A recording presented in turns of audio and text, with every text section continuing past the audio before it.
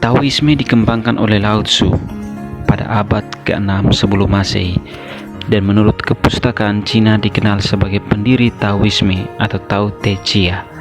Ajaran Lao Tzu ini ditulis dalam sebuah buku yang berjudul Lao Tzu, dan buku itu akhirnya dikenal dengan nama Tao Te Ching. Buku tersebut memuat sajak-sajak pendek tentang etika, psikologi, dan metafisika. Di kalangan sebagian masyarakat Indonesia saat ini, nampak semakin surut apresiasi terhadap nilai-nilai etis, cara-cara berpikir, bersikap, dan perilaku semakin menjauh dari pertimbangan moral etik. Sebaliknya, mereka cenderung berorientasi pragmatis. Keputusan orang saat ini bukan lagi apa yang seharusnya dilakukan, tetapi apa yang dapat dilakukan. Eksesnya kasus korupsi terus menggejala di permukaan setiap sektor dan lini birokrasi pemerintah negara. Sementara kesadaran sebagian masyarakat terhadap lingkungan alam semakin berkurang, berimbas pada bencana alam dan musibah yang terus terjadi di mana-mana. Kelestarian lingkungan alam kini sangat memprihatinkan akibat eksplorasi sumber daya alam oleh manusia yang tidak mempertimbangkan kelangsungan ekosistem. Padahal alam merupakan kesatuan kosmis dengan manusia. Menyikapi fenomena sosial yang berkembang di masyarakat Indonesia saat ini, perlu belajar dari etika natural Taoisme yang mengajarkan manusia untuk hidup kembali kepada alam, yaitu berbuat kebajikan. Menurut Taoisme, dengan berbuat kebajikan, seseorang memiliki kekuatan moral. Ia dapat hidup bersama dan menghidupi sesamanya atas dasar kesucian hati yang murni. Dengan melakukan kebajikan ini, manusia dapat mencapai kesejahteraan dan kebahagiaan hidup. Sebab berbuat kebajikan artinya seseorang telah melakukan Wu Wei, yakni tidak melakukan hal-hal yang bertentangan dengan hukum alam, pembawaan kodrat manusia dan kewajaran. Kepatuhan pada hukum alam dapat memperoleh pengalaman nilai kehidupan bagi manusia, yakni bersikap adil, kesucian hati yang murni, disiplin, dan taat asas. Etika natural Taoisme mengajarkan manusia untuk hidup kembali kepada alam, belajar dari cara hidup alam yang berbuat kebajikan yang mereka sebut sebagai Te. Menurut Taoisme, dengan berbuat kebajikan, seseorang memiliki kekuatan moral. Ia dapat hidup bersama dan menghidupi sesamanya atas dasar kesucian hati yang murni. Kebajikan Te merupakan sesuatu yang ingin dituju oleh para penganut Taoisme. Menurut Lao Tzu, kebajikan Te diartikan sebagai karakter atau kekuatan moral yang mengandung 3 unsur, yaitu sebagai berikut.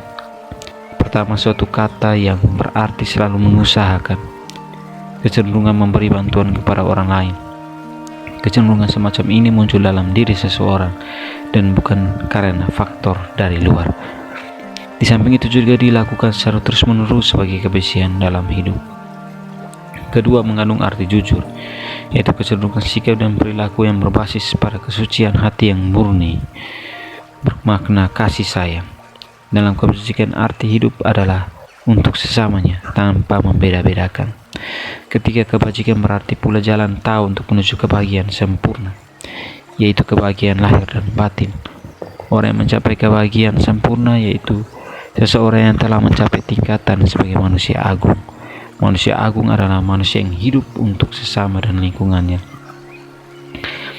Cara hidup menurut Tao memberi pelajaran bagi seseorang yang mengikutinya, yaitu kesederhanaan, kepedulian pada semua, keluasan dalam menyikapi persoalan hidup, ketidaktergantungan, tajam dalam pemahaman, terlatih menyelami kehidupan, dan bergembira karena menyukai kebaikan.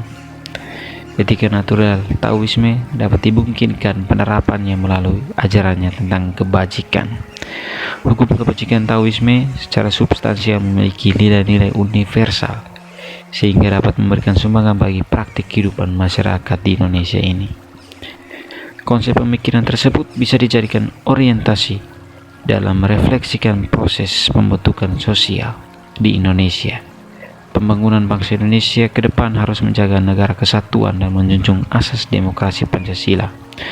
Perkembangan masyarakat demokratis yang mengedepankan kemandirian, pluralitas, dan kapasitas politik tidak lepas kendali dari substansi nilai etika demokrasi, sehingga pemberdayaan masyarakat secara efektif mampu membangun sistem demokrasi politik yang kondusif bagi pengembangan nilai-nilai kemanusiaan dan keadilan.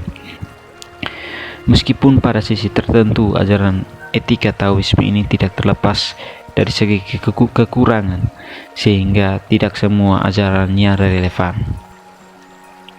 Namun dalam segi positifnya, etika Taoisme yang mengedepankan prinsip damai dan harmoni bagi kehidupan masyarakat dan politik masih relevan sebagai sumber orientasi normatif bagi pengembangan masyarakat demokratis.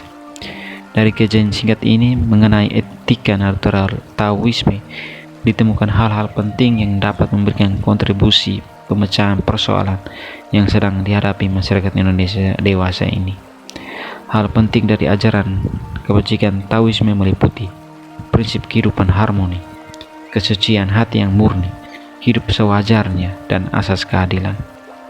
Kemungkinan bentuk penerapan etika natural Taoisme yaitu sebagai tawaran solusi sumber orientasi pemecahan ragam persoalan yang dihadapi masyarakat Indonesia terkini dalam membangun masyarakat demokratis.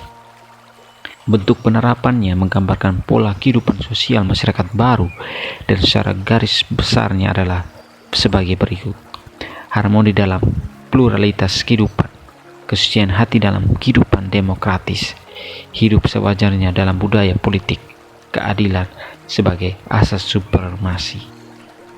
Ajaran etika natural Taoisme memiliki arti penting bagi kehidupan masyarakat Indonesia yang sedang menghadapi masalah krisis moral dan intoleransi.